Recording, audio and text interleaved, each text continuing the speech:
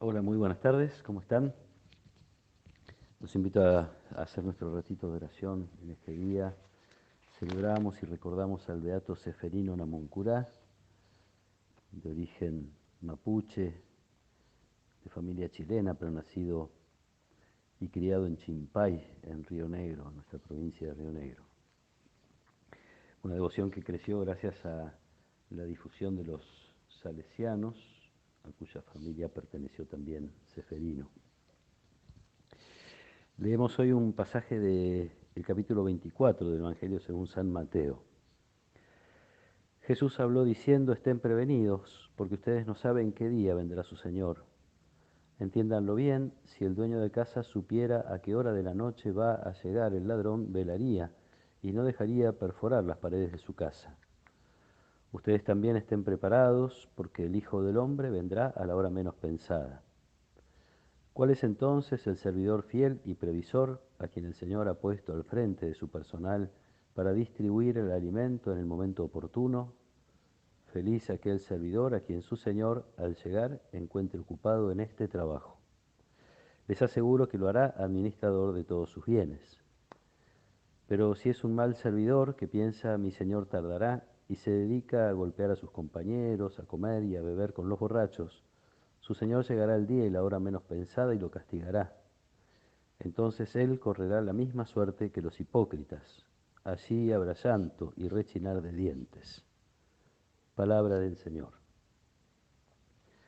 Después de haber criticado algunas actitudes de los escribas y fariseos, vinculadas sobre todo a la hipocresía, como escuchamos en estos días, Jesús habla con sus discípulos de la llegada y la presencia del reino, una presencia que hay que saber descubrir, y también de la segunda venida de Jesús, es decir, de lo que sería para nosotros el fin del mundo, o en todo caso el final de la historia humana.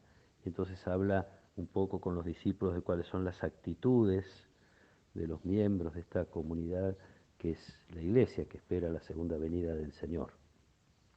Lo hace hoy con dos parábolas, las dos hacen referencia a la necesidad de estar en vela, estar atentos, estar prevenidos, y esto es así porque no se sabe cuándo llegará definitivamente el reino, cuándo llegará el Señor.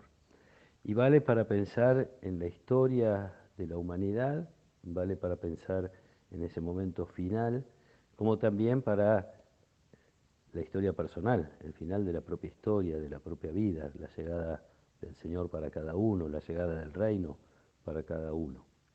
Y si bien estas expresiones de Jesús son un poco fuertes y han sido usadas muchas veces para generar miedo, como diría, para amenazar a las personas en orden a tener una vida moral ordenada, en realidad lo esencial de estas parábolas tiene que ver con una vigilancia que es esperanza, está unida al deseo de la llegada definitiva del reino, a la expectativa de que al final terminará el dolor, las injusticias, la corrupción. Cada uno puede pensar cuáles son las cosas que necesita, que espera que terminen, en función de que se haga siempre y en todo la voluntad de Dios. Es el final de todos los males y es el reinado definitivo de Dios y de su voluntad. La segunda parábola señala un poquito más que esta espera, esta esperanza es activa, no se trata simplemente de aguardar a que algo suceda, una realidad a la que San Pablo se enfrenta muchas veces, sobre todo en las primeras comunidades que creían que esta segunda venida se iba a producir muy pronto, entonces algunos decidían simplemente esperar, no ocuparse de las cosas cotidianas. Pasado un tiempo empiezan a descubrir que la espera es un poco más larga y hasta hoy así estamos, esperando esta segunda venida de Jesús, esta llegada definitiva del reino. Se trata en todo caso, sí, de esperar, de desear esa llegada y también de ir, como quien dice, adelantando ese reino, ir haciéndolo presente en la medida de las posibilidades de cada uno. En principio, obviamente, en la propia vida y después en la vida de los demás, en el entorno, en la sociedad, en definitiva en el mundo, hacer presente ese reino que esperamos que llegue. Tiene que ver con algo que está muy presente en la actualidad desde hace algunos años, que lo hemos escuchado seguramente por venido de distintos lados, de distintas maneras de pensar, esto de que en definitiva la vida es una sola, lo que uno posee y tiene que aprovechar es el presente, el hoy, no aferrarse demasiado al futuro, al pasado, perdón, ni temer o proyectar demasiado el futuro, sino más bien lo que sí está al alcance de la mano, que es el día de hoy.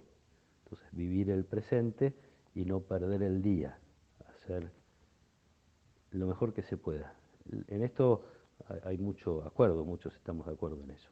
Lo que no podemos estar de acuerdo muchas veces es en qué es lo bueno, qué es lo que hay que hacer, cuál es la manera de disfrutar realmente la vida. Para nosotros es, sin negar las cosas buenas que se pueden disfrutar en el orden de las cosas materiales, en el orden de las amistades, etcétera, para nosotros también saber aprovechar el tiempo, saber vivir bien, saber tener, hacer que el día, cada día pueda dar frutos, tiene que ver con la capacidad de amar, como decía, de hacer presente ese reino, la capacidad de hacer el bien a los demás.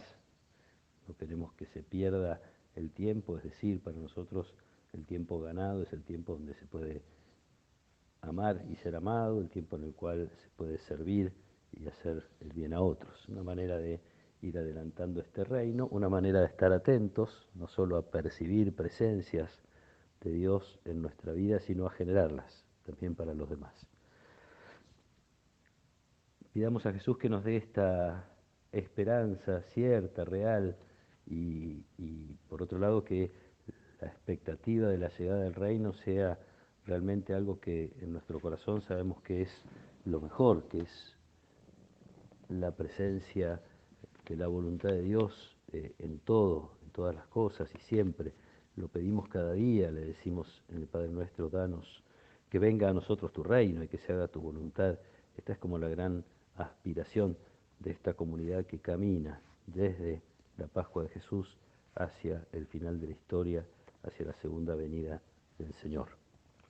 Que Él nos acompañe en esta tarde, que Él nos proteja y nos bendiga, en el nombre del Padre, y del Hijo, y del Espíritu Santo. Amén.